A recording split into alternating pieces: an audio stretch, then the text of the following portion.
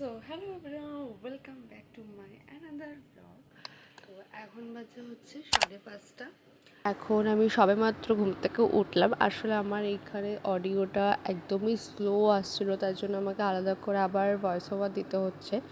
তো আজকে আমাদের ইনভিটেশন আছে জেঠুর বাড়িতে, আর আমার এখনও পর্যন্ত কোনো ব্যাগ প্যাকিং কিছু হয়নি, কারণ আগের দিন রাতে কোনো কারেন্ট ছিল না অ্যান্ড তার জন্য করতে পারিনি। তো এখন আমি ব্যাগ প্যাকিং করবো, দেন আমি স্নান করব, দেন আমি রেডি হব। আমাদের ট্রেন হচ্ছে সকাল 9টায়, বাড়ি থেকে ওই 8:20 অমন নাগাদ বেরাবো। তো চলো রেডি হই। তো আমরা স্টেশনে চলে এসেছি, আমাদের ট্রেন আসতে এখনও একটু দেরি আছে, তো আমরা এখানে বসে আছি। ট্রেনটা অনেকটা লেট ছিল, তো মাকে বললাম তুমি দাঁড়াও, কয়েকটা তোমাকে ছবি তুলে দিই। তো আমরা যাচ্ছি হচ্ছে পূর্বস্থলীতে। তো টানা 2 ঘন্টা জার্নি করার পর ফাইনালি আমরা পৌঁছে গেছি পূর্বস্থলীতে। আজকে আমার জেঠুর ছেলের উপনয়ন, অর্থাৎ বইতে। তো আমরা ওখানে গিয়ে খুব একটা রেস্ট নিইনি, মানে একটু বসে জল খেয়ে আমরা বেরিয়ে গেছিলাম হচ্ছে গঙ্গা থেকে জল আনতে। মানে এটা পুরো বিয়ের মতনই রিচুয়ালস হয়। আমার ভাইয়েরও হয়েছিল, তো সেই সময় আমি বহুত কাছ থেকে আর কি দেখেছি। তো আমরা দিনের দিনই গেছিলাম, কারণ তার আগে অনেক কাজ ছিল, তো আমি যেতে পারিনি। কিন্তু বাবার ভাই আগের দিনই চলে গেছিলো, আর আমি আর মা আর দিদা পরের দিনই গেছিলাম। যে রাস্তাটা দিয়ে আমরা যাচ্ছিলাম সেই রাস্তাটা এত সুন্দর, মানে চারিদিকটা এত সুন্দর। আর আমি দেখেছি, মানে যে কদিন ওখানে ছিলাম না, খুব ঠান্ডা পরিবেশ, কেন খুব গাছপালা ভর্তি, নার্সারি। আর জেঠুর বাড়িটা ঠিক রেল লাইনের, মানে রেল লাইন বলতে রেল গেটের সামনে। তো খুব সুন্দর। তো মাকে বললাম দাঁড়াও কয়েকটা পিকচার তুলে দিই।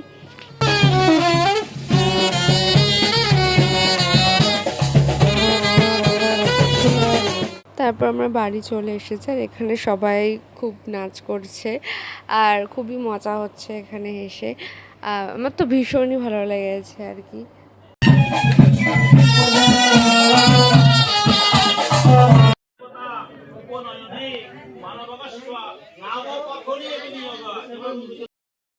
আর এখানে উপনয়নে আচার অনুষ্ঠান যেগুলো হয়ে থাকে সেগুলো এখানে হচ্ছে, আর আমি গিয়ে ওখানেই বসেছিলাম, আমি দেখছিলাম অনেকক্ষণ ধরে।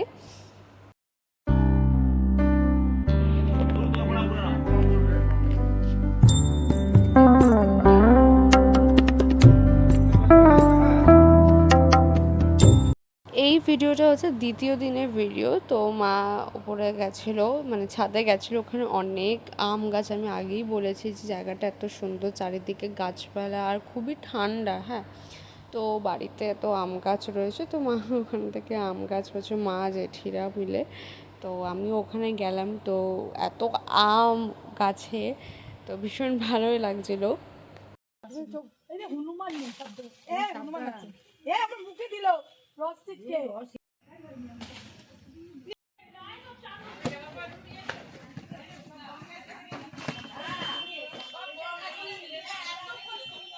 টাকা টাকা মুটি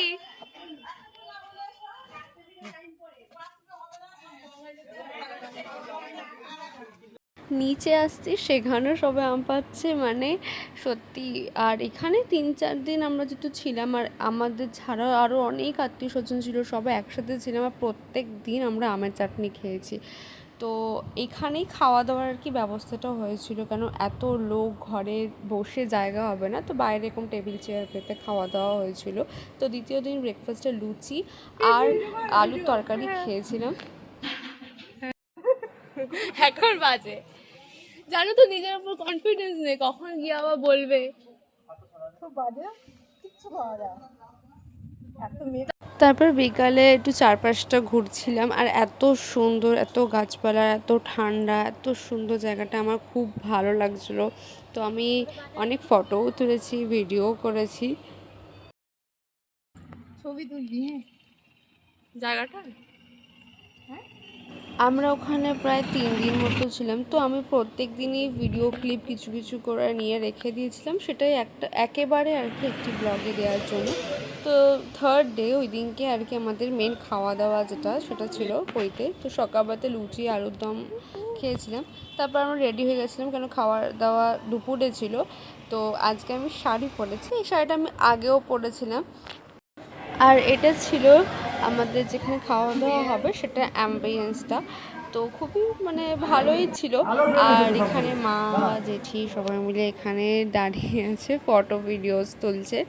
তো আমিও কয়েকটা পিকচার ক্লিক করে দিয়েছিলাম। আজকে আমাদের অ্যাকচুয়ালি ট্রেন আছে 4:30-4:30টার দিকে, মানে বিকালে ট্রেন আছে। আর আমরা তাই দুপুরে খাওয়াটা তাড়াতাড়ি করে নিয়েছিলাম, যাতে আমি তাড়াতাড়ি আর কি ট্রেনটা ধরতে পারি। আর ওখানে একটা সমস্যা হচ্ছে, ডিরেক্ট ট্রেন পাওয়া যায় না। তো আমাদেরকে সেই অনুযায়ী আমাদের দুবার ট্রেন চেঞ্জ করে তারপর আমাদের যেতে হবে বাড়িতে। তো তাড়াতাড়ি খেয়ে নিয়েছিলাম। তো প্রথমে আমাদের কলা পাতায় আর কি খাওয়ার পরিবেশন হয়েছে, কাঁসার থালায় কলা পাতা উপর দিয়ে দেওয়া, আর এটা হচ্ছে মেনু কার্ড। তো ফার্স্টে নুন, তারপরে লেবু দিয়েছিল।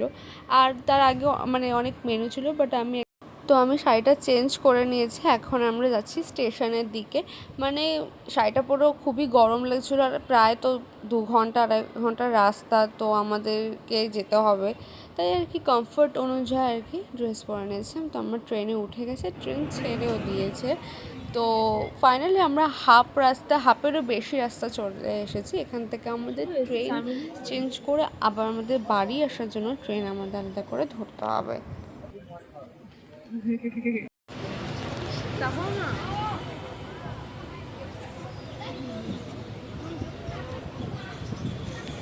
অবশেষে 3 দিন পর বাড়ি ফিরলাম। আমাদের ওই প্রায় সন্ধ্যায় হয়ে গেছিলো বাড়ি ফিরতে ফিরতে, 7টা এরকম বেজে গেছিলো। তো ফাইনালি আমরা বাড়ি চলে এসেছি। তো আর দেখো উত্তেজিত, দেখো এতদিন পর দেখেছে। ওলে বাবা, ওলে বাবা। এখানে শেষ করছি, দেখা হচ্ছে নেক্সট ভিডিওটা। যদি ভালো লাগে তো লাইক, কমেন্ট, শেয়ার। তো টাটা।